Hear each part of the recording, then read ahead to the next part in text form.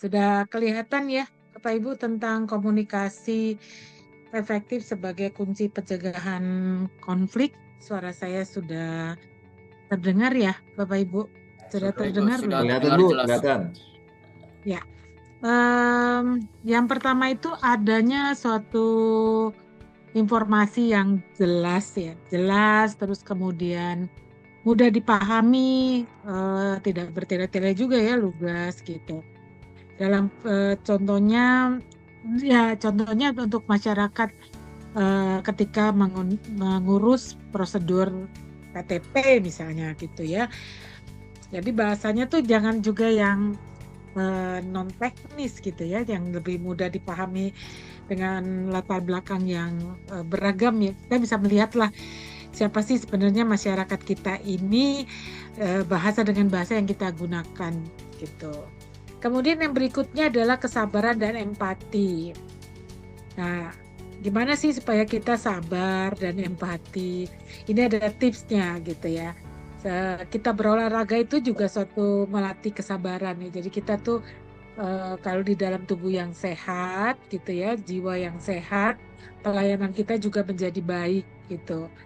Dan kalau kita bahagia gitu ya, kita juga bisa menjadi lebih baik gitu. Jadi kalau kita tidak selesai dengan diri kita atau kita banyak masalah dengan diri kita, maka pelayanan kita juga jadi kurang optimal atau kurang maksimal gitu ya. Terus kemudian juga kita mendengarkan terlebih dahulu masalah yang dihadapi warga sebelum kita memberikan respon ya. Nah, untuk hal kesabaran empati ini mungkin Bapak Ibu ada yang mau dibahas gitu, ada yang mau ditanyakan, silakan ya. Ini di kolom chat tuh ada 2. Oh iya, bukan ya. Saya pikir tadi ada pertanyaan. Saya lanjutkan lagi.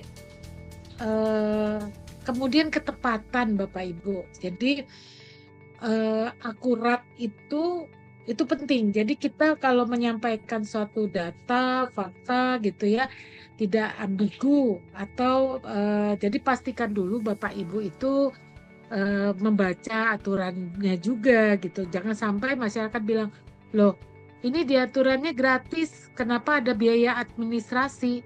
Nah, itu pun sudah menjadi merusak image juga gitu ya. Jadi Bapak Ibu juga pahami sebelum kita memberi pelayanan, ya pahami dulu informasi yang harus disampaikan gitu. Kok di informasi itu pakai ini boleh, kenapa ini nggak bisa?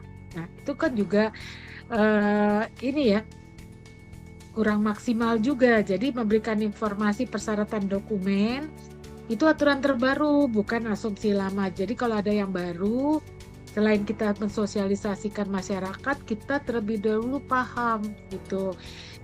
Baik, selanjutnya adalah ketegasan tanpa kekerasan. Nah, Bapak Ibu tuh harus tegas, tapi tetap sopan gitu ya.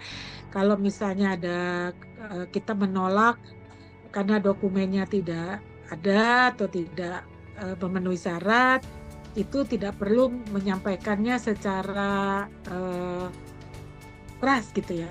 Baik, saya lanjutkan kembali. Responsif dan tepat waktu. Ini hal penting juga Bapak Ibu, karena kita tahu peribahasa dunia itu time is money.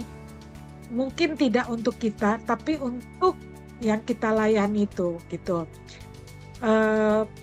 Kurang dari 5 menit aja, misalnya ya, kalau ketika harus menemui customer, klien gitu, karena dia terhambat di itu atau dia harus berangkat gitu ya dengan pesawat atau berangkat dengan ini alat transportasi lain, kemudian dia telat dan itu kita merugikan dia, merugikan dari segi uang yang dia keluarkan gitu ya, sama juga dari segi mungkin dia akan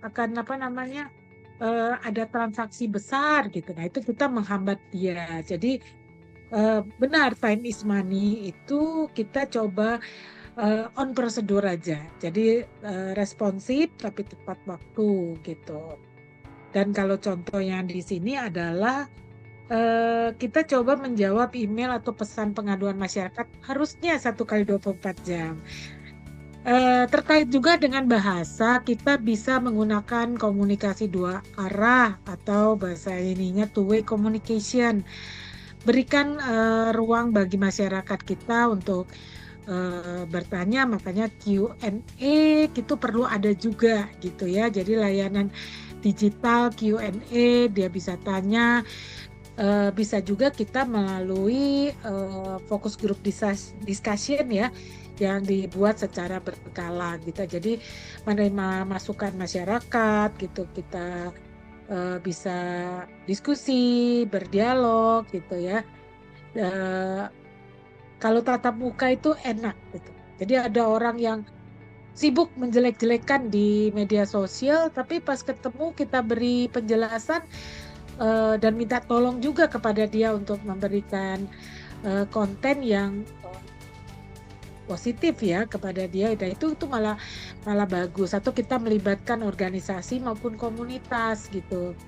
Dan di dalam konsep, public relation atau humas, komunitas itu sangat membantu, eee, terutama layanan publik ya, untuk memberikan informasi, memberikan edukasi gitu di luar ya tentu saja dikemas secara menghibur gitu ya.